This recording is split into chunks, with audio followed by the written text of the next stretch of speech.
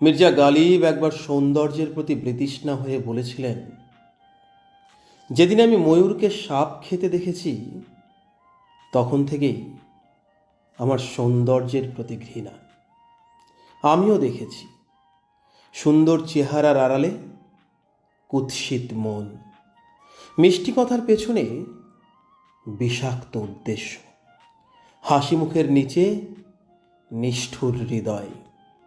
ময়ূর সুন্দর, কিন্তু সাপ খায়, মানুষও তাই।